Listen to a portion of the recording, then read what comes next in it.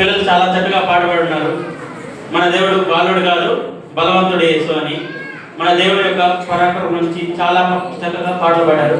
ఇప్పుడు విన్నారా విన్నారా సాంగ్ పాడతారు సండే స్కూల్ పిల్లలు వచ్చి.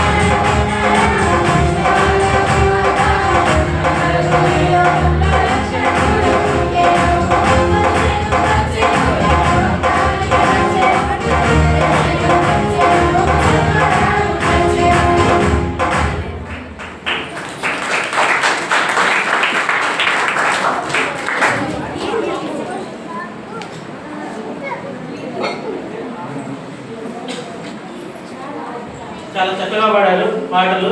విన్నారా విన్నారా అంటూ దేవుని సువార్త చెప్పారు. సో ఇప్పుడు మనం సండే స్కూల్ పిల్లలు వచ్చి యాడమండి స్కిప్ చేస్తారు. ఆదాము హవ్వ స్కిప్ చేస్తారు.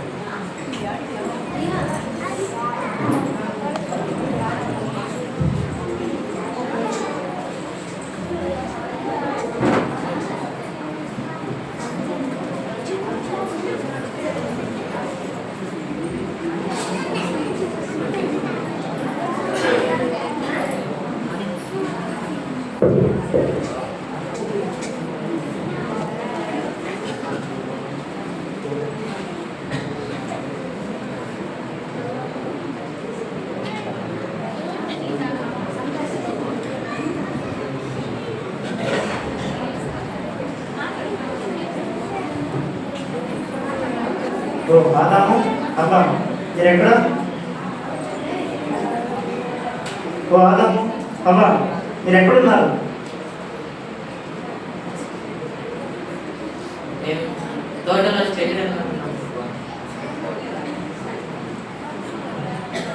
బయటకు రండి.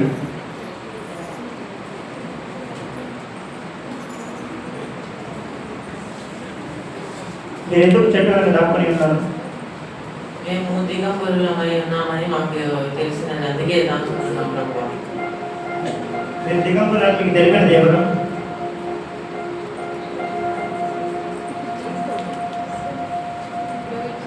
మీ దిగంబరులు మీకు తెలిపినది ఎవరు? నేను మీకు తినకూడదని చెప్పిన ఫలం మీరు తిన్నారా? అయ్యో లేదు ప్రభువా, ఇదిగో మీరు ఇచ్చిన ఈ స్త్రీనే నాకు ఆ పండును ఇచ్చినది. ఓ హవ్వ, నీకు ఆ పండును తినమని చెప్పినది ఎవరు? అయ్యో ప్రభువా, నేను కూడా తినకూడదు అనుకున్నా, కానీ ఇక్కడ ఉండే ఈ సర్పం నన్ను మోసగించి మీ తినిపించింది. ఓ సర్పమా, నీవు ఈ భూజంతులన్నింటిలో చెల్లించబడిందాను. నీ బ్రతుకు దినములన్నీ మనం తెలుసు, నీ కడుపుతో ప్రాకుదు. ఓ హవ్వ, ఇక నీవు నీ ప్రయాసంతో నీ గర్భవ్యాధితో నేను మిక్కలు హెచ్చించుచున్నాను. వేదనతో పిల్లలను కలువు, నీ భర్తలో నీకు వాంఛ కలుగును, అతడు ఎవరిని ఏరును. ఓ ఆదాము, నీ భార్య మాట విని నేను తినవద్దని నీకు ఆజ్ఞాపించిన ఫలము నువ్వు తిన్నావు కనుక నీ నిమిత్తం నేల శపించబడి ఉన్నది. నీవు నేలకు చేరే వరకు శ్రమతో నీ పంట తిద్దువు. నీవు నేల నుండి తీయబడితే కాబట్టి తిరిగి మన్నైపోదు. ఇకపై మీ ఇద్దరికి ఆ ఏదో త్వరలోకి ప్రవేశం లేదు.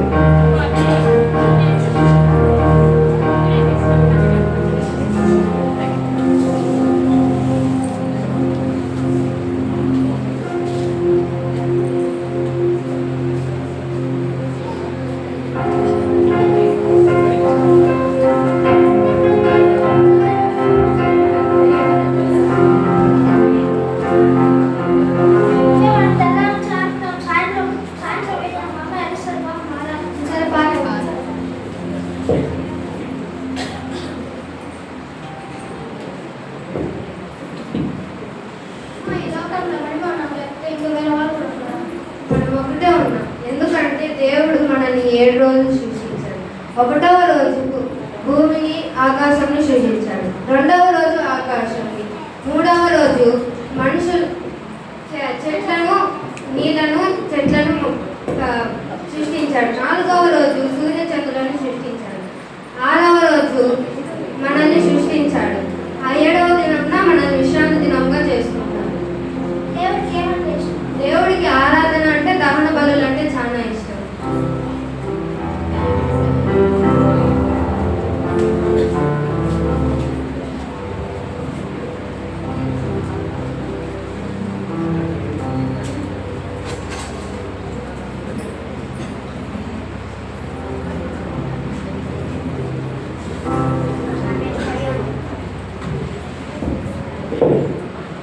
నా పేరు కయ్యోను.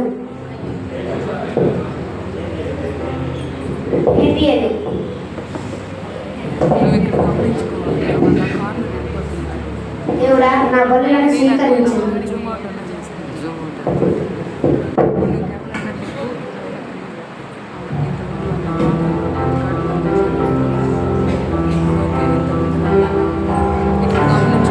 స్వీకరించు ప్రభువా.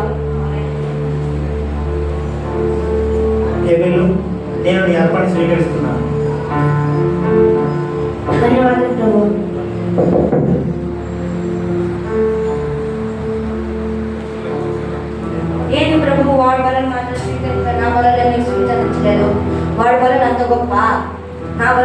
ప్రభువా. రేపు చూసుకుంటా వాడి సంగతి. ఓ కయ్యను, నీకు కోపం ఎందుకు? ముఖమెందుకు చిన్నవచ్చుకొని ఉన్నావు? నీవు సత్క్రియ చేసిన ఎడలో తలెత్తుకున్నావా? సత్క్రియ చేయని ఎడలో వాటికి పాపం పొంచింది. ఏంటి ఒక మాట అనగానే దేవుడు నన్ను శిక్షిస్తున్నాడు. వాడికి రేపు చూసుకుంటా.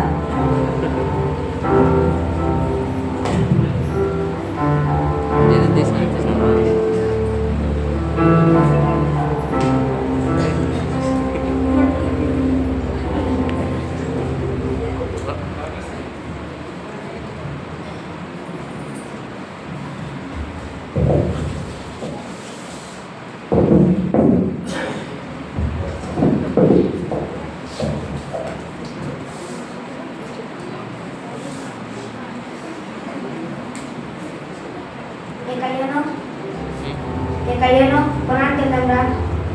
వాడి చావు వాడే కొన్ని తెచ్చుకుంటున్నాడు. వస్తున్నా.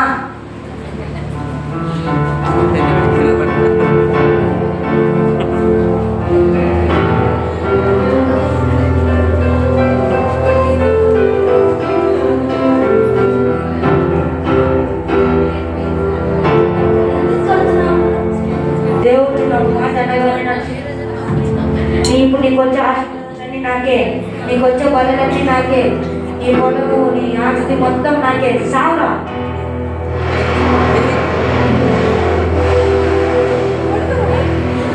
పడుకోరా.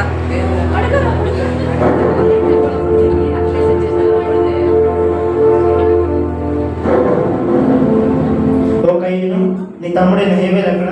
వాడు ఎక్కడుంటే నాకేమి, నేనేం వాడు కాపలు కాసేవాడినా? నీవు చేసిన పని ఏమిటి? నీ తమ్ముని యొక్క రక్తము ఒక స్వరము నేలలో నుండి నాకు మొరపెట్టగా నేను అది విన్నాను. వద్దు ప్రభు. నీవు ఈ నేలపై శపించబడిన వాడు. ఈ నేల నీకు సేద్యపరచక సారం నీకు ఇవ్వదు. నీవు దేశ నిమిరవై హిందువు.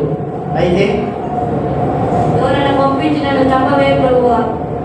అయితే నేను ఎవరైనా చంపిన ఎడలా వానికి ప్రతిదండన 7 అవును. నేను నీకు ఒక గుర్తు వేసి ఉన్నాను.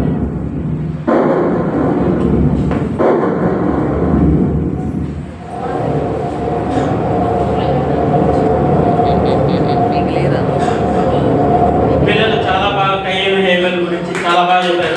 ఒక్కసారి గట్టిగా క్లాస్ చాలా బాగా చెప్పారు. స్కిట్లో ఆదాము అవ్వ కానీ అంటే కయ్యను హేబెల్ కానీ వాళ్ళు తప్పు చేస్తున్నారు. కానీ వాళ్ళు దేవుడు అడిగినప్పుడు ఏం చేశారు? తప్పును ఒప్పుకోకుండా వీళ్ళు చేశారని బుకాయించుకున్నారు. సో మనం కూడా మన జీవితంలో ఎన్నో తప్పులు చేస్తుంటాం. దేవుడు మన కోసం రక్తం దించాడు కాబట్టి లోకానికి వచ్చాడు. సో మనము ప్రతిసారి ప్రార్థన చేసేటప్పుడు ప్రభువా నా పాపములను క్షమించి ప్రభువా, ఆ రోజు వాళ్ళ మిస్టేక్ చేయకుండా ఉంటే ఈ రోజు హిస్టరీ చాలా డిఫరెంట్గా ఉండేది. సో వాళ్ళ మిస్టేక్ చేశారు. సో బైబిల్లో మనకి ఎందుకు ఉందంటే ఆ మిస్టేక్ మనం చేయకుండా ఉండేకి దేవుడు బైబిల్లో మనకి ఒక సాదృశ్యంగా పెట్టాడు అనమాట. సో మనము కూడా ఇక్కడి నుంచి ఆదాము హవ్వ వలె కాకుండా కయ్యను హేబెలు వలె కాకుండా దేవుడి దగ్గర మన తప్పుల్ని మనం ఒప్పుకుందాం. అప్పుడు దేవుడు మనల్ని క్షమిస్తాడు. Thank you. మేఘన వచ్చి ఒక చిన్న స్టోరీ బైబిల్లో జరిగిన ఒక కథ చెప్పబోతుంది.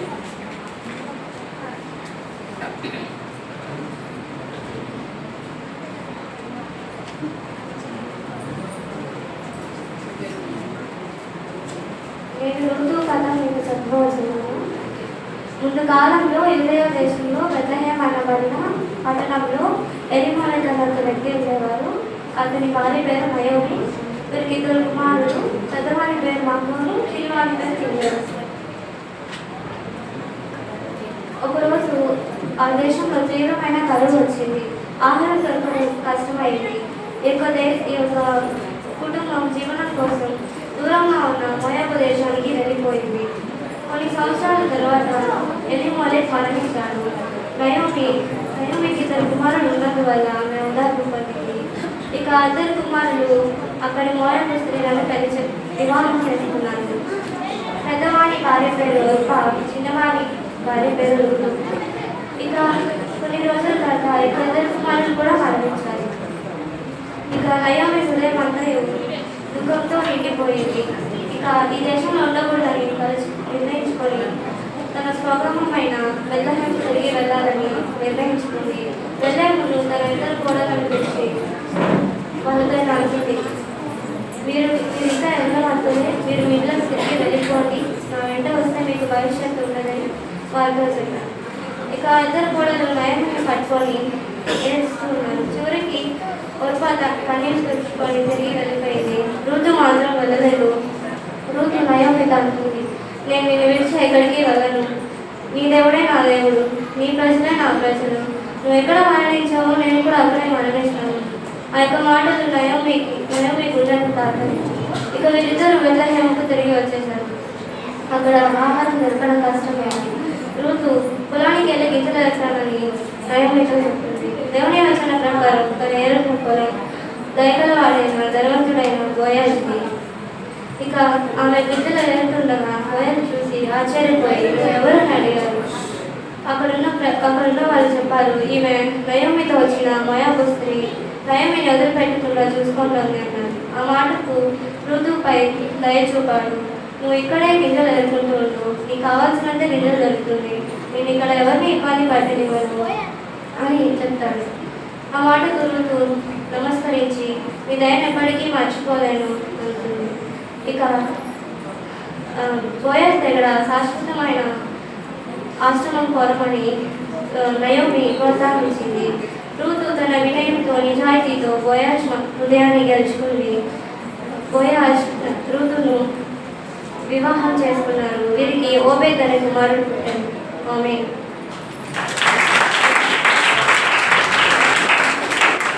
మేఘన చాలా బాగా చెప్పింది. ఋతు నయోమి గురించి. ఋతు వంశావళి నుంచే దావీదు వచ్చాడు, దావీదు వంశావళి నుంచే యేసుప్రభు వచ్చాడు.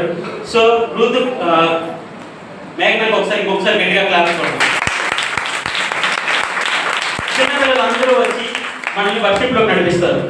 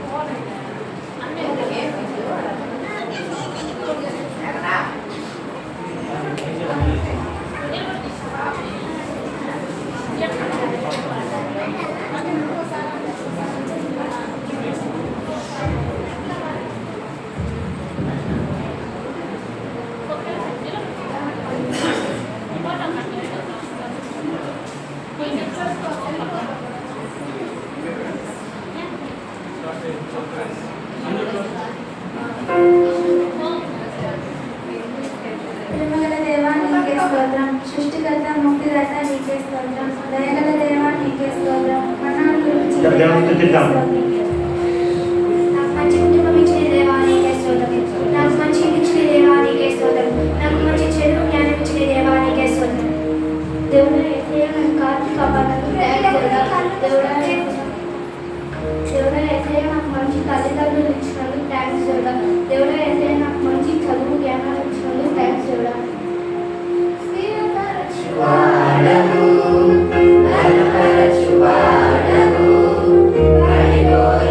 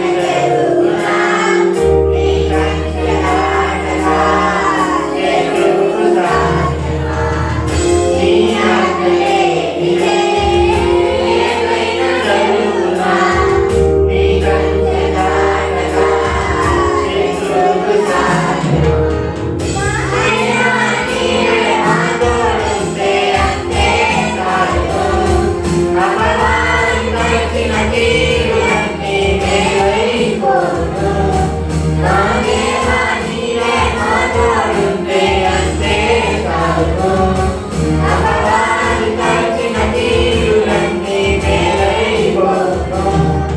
ఏదైనా చేయగలవు, కలమంతం మార్చగలవు.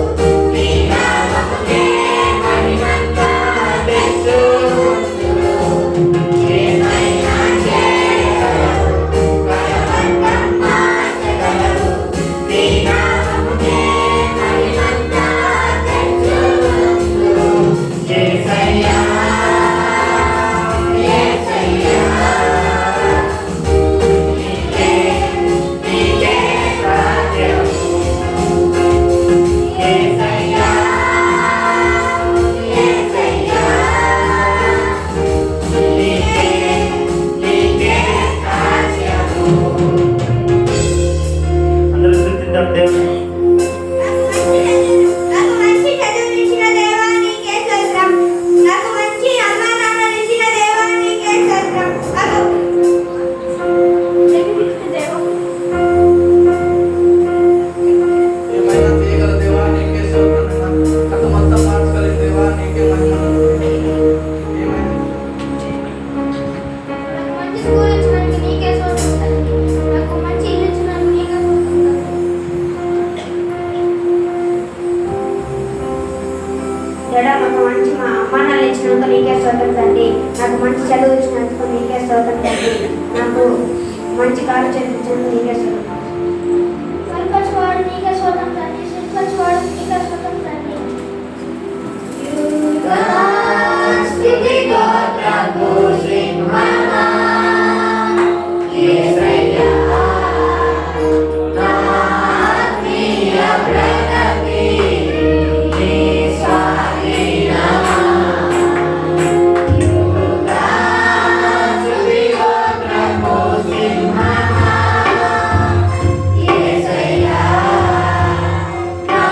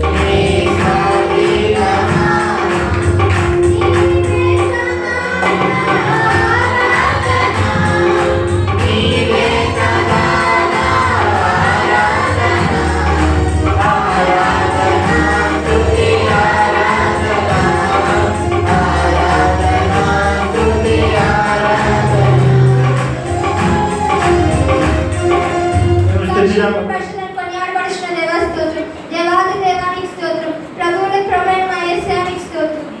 స్తోత్రం స్తోత్రం అద్భుతంగా నీకే స్తోత్రం చేతులెత్తి స్తుతిద్దాము. నీకే స్తోత్రం నజరేయుడా నీకే స్తోత్రం బండ నుంచి నీళ్ళు ఇచ్చిన దేవుడా నీకే వందనాలయ్యా నిజమైన స్నేహితుడా నీకే స్తోత్రం నాకు తల్లి మనిషిన నీవు నన్ను మరువనన్న దేవా నీకే స్తోత్రం నన్ను రక్తము పెట్టి పెంచిన దేవా నీకే స్తోత్రం రాత్రి పగలు పనుండ చేయుచున్నవాడా నీకే స్తోత్రం అద్భుతకరుడా అక్షరకరుడా నీకే స్తోత్రం దావీదు కుమారుడా నీకే స్తోత్రం ప్రేమగల తండ్రి దయగల రాజా నీకే స్తోత్రం నిన్నే ప్రేమించును నిన్నే ప్రేమించును యేసు నిన్నే ప్రేమించును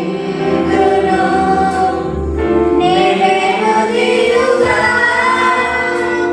నీ సన్నిధిలో మోకరించి నీ మార్గములో సాగెదా నిరసించు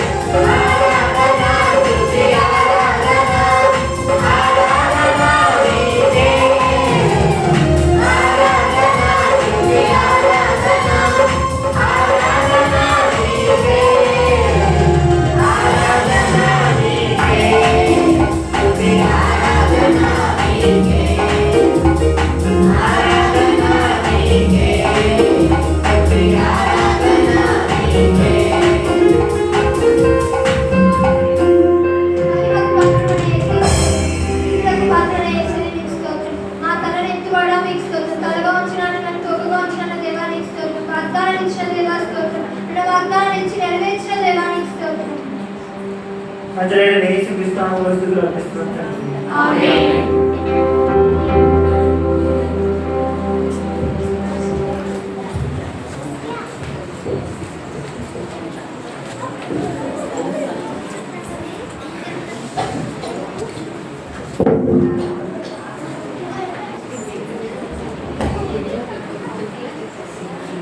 పిల్లలు చాలా బాగా మన అందరినీ ఆరాధనలో నడిపించారు. చాలా చక్కగా పాటలు పాడారు, చాలా చక్కగా స్తుతించారు దేవుడిని. మనం కూడా పిల్లల వలె దేవుడిని ఎల్లవేళలా స్తుతించాలి. హెవెన్ అండ్ హెల్ అనే స్కిప్ చేస్తారు పిల్లలందరూ కలిసి.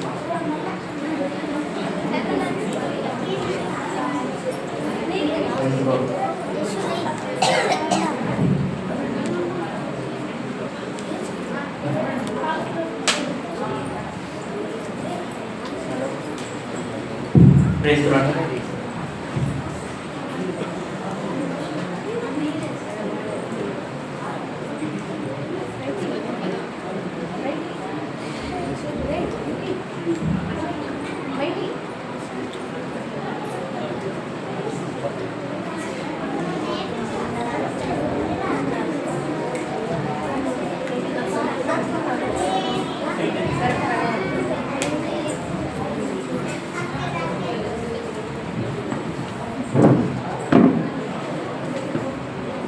అమ్మయ్య, అందరికంటే ముందు వచ్చి మందిరానికి ఏం చేస్తాను.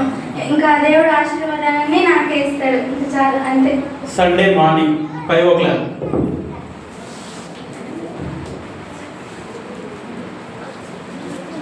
స్తోత్రం స్తోత్రం తండ్రి, మీకే స్తోత్రం స్తోత్రం. ఉదయాన్నే ప్రార్థించడానికి సమయం గురించిన తండ్రి, మీకే స్తోత్రం తండ్రి. నా ధూపాన్ని స్వీకరించండి యేసయ్య, మీకే స్తోత్రం స్తోత్రం. Sunday morning 6 o'clock.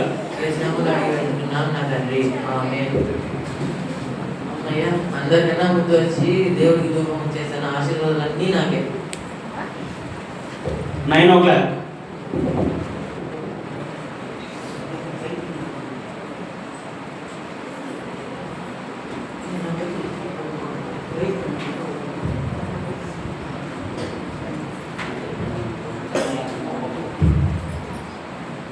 Nine 30.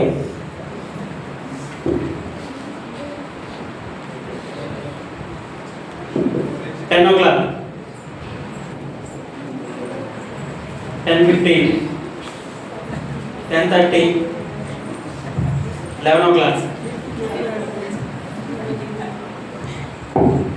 మధ్యలో ఉన్న సవిలాష్ అన్న ప్రార్థన చదువు. యేసయ్య, మీకే స్తోత్రం స్తోత్రం స్తోత్రం స్తోత్రం. ఈ అవకాశం ఇచ్చిన తండ్రి, మీకే స్తోత్రాలు తండ్రి. యేసయ్య, ఈరోజు మేము అందరూ మీ సన్నిధిలో కూడి మిమ్మల్ని ఆరాధించినట్లు చేసిన తండ్రి, మీకే స్తోత్రం. అందరినీ దీవించి ఆశీర్వదించాలి. యేసునామములో అడిగి వేడుకుంటున్నాను.